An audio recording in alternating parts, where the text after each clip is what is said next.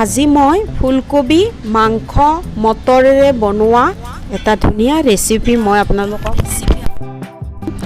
তাৰে আগতে মই ফুলকবিটো আপোনালোকে দেখা পাইছে। ফুলকবিটো মই এতিয়া সৰু সৰু টুকুৰা কৰি কাটি ল'ম। এয়া মই কাটি ল'লোঁ। তাৰপিছত মই এই পানীখিনিত 1 চামুচ নিমখ, 1 চামুচ মানে আমাৰ যিটো বেকিং চ'ডা, সেই চ'ডা মই এতিয়া মিহলাই দিম। মিহলাই দি যিখিনি আমি ফুলকবি কাটিছিলোঁ সেই ফুলকবিখিনি মই ইয়াতে আধা ঘণ্টালৈ ভিজাই ৰাখিম। কাৰণ আমাৰ আজিকালি বজাৰত আপোনালোকে গমেই পায় সাৰেৰে মানে সাৰ দিয়া সকলো বস্তুৱে সাৰ দিয়া হয়। সেইকাৰণে মানে ভিজাব লাগে আৰু বা ইয়াক উতলাই পানীটো পেলাই দিবও পাৰি, কিন্তু মই ভিজাই ৰাখিছোঁ। তাৰপিছত মই এয়া মটৰ দেখালোঁ, অকণমান মটৰ লৈছোঁ।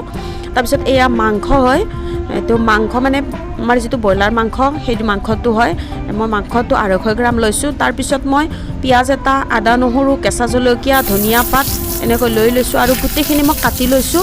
এয়া মোৰ তেল গৰম হৈ গৈছে আৰু মই পিঁয়াজ, কেঁচা জলকীয়াখিনি কাটি ইয়াতে দি দিছোঁ আৰু ভালদৰে লৰাই আদা নহৰু পেষ্ট বনাই লৈছোঁ আৰু আদা নহৰু পেষ্টখিনিও মই দি দিলোঁ। তাৰপিছত মই এতিয়া শুকান যিখিনি আমাৰ মছলা আছে সেইখিনি দিম। এয়া জিৰা গুড়ি 1 চামুচ আৰু জালুকৰ গুড়ি আধা চামুচকৈও কম দিছোঁ।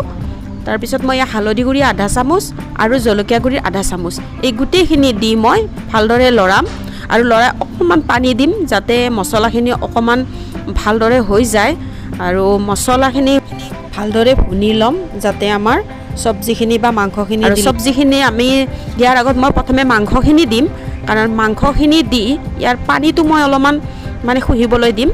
তাৰপিছত মই ফুলকবিখিনি যিখিনি মই ভিজাই ৰাখিছিলোঁ সেইখিনি মই 2-3 বাৰমান আকৌ বেলেগ পানীৰে ধুই লৈছোঁ আৰু মই ইয়াৰ মাংসত মিহলাই দিছোঁ। ফুলকবিখিনিও মই ভালদৰে লৰাই ল'ম যাতে মছলাখিনি ফুলকবিখিনিতো লাগি যায়। যেনেদৰে আমাৰ মাংসখিনিত লাগিছিল ঠিক তেনেদৰে ফুলকবিখিনিতো আমাৰ মছলাখিনি লাগিব। তাৰপিছত যিখিনি মটৰ ৰাখিছিলোঁ সেই মটৰখিনিও মই দি দিম।